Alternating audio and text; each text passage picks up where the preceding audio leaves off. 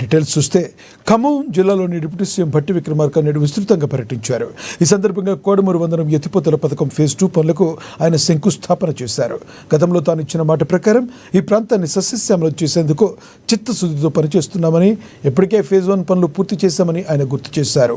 మరో 2500 ఎకరాలకు సాగునీరు అందించడమే లక్ష్యంగా ఫేజ్ 2 పనులు చేపట్టినట్లుగా భట్టి విక్రమార్క వెల్లడించారు.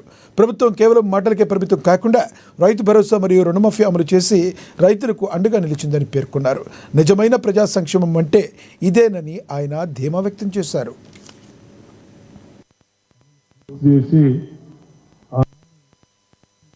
పథకానికి సంబంధించి ఫేజ్ 2 దాదాపు 35 కోట్ల రూపాయలతో ఈ లిఫ్ట్ ఇరిగేషన్ కార్యక్రమానికి ఈరోజు భూమి పూజ చేసుకొని పనులు మొదలుపెట్టే కార్యక్రమానికి నాంది పలికాం.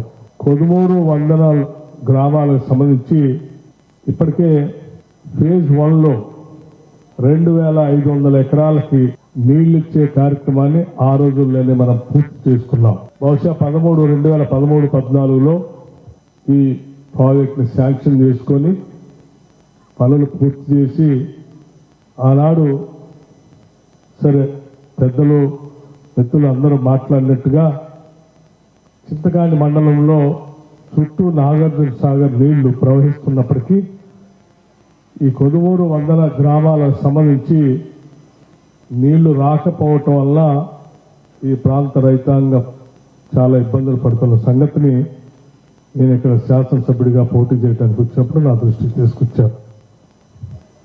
నేను వాళ్ళందరికీ మాట ఇచ్చాను. ఆ రోజు ఈ గ్రామానికి 2009లో నేను ప్రచారం చేయటానికి వస్తే కొదుమూరు కానీ వందనం కానీ ఇక్కడ ప్రచార కార్యక్రమాలకి అవకాశం లేదు, మీరు సమయం వృధా చేసుకోవద్దని చెప్పారు. నేను ఆలోచన చేశాను, సమయం వృధా చేసుకోవద్దు అని అంటే వాళ్ళకు కూడా ఏదో కారణం ఉండి ఉంటుంది.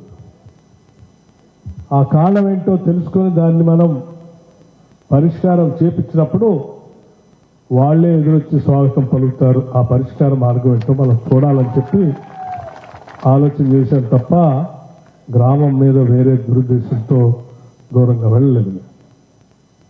ఎవరున్నా లేకపోయినా గ్రామంకి వెళతాను, సమస్య తెలుసుకుంటాను.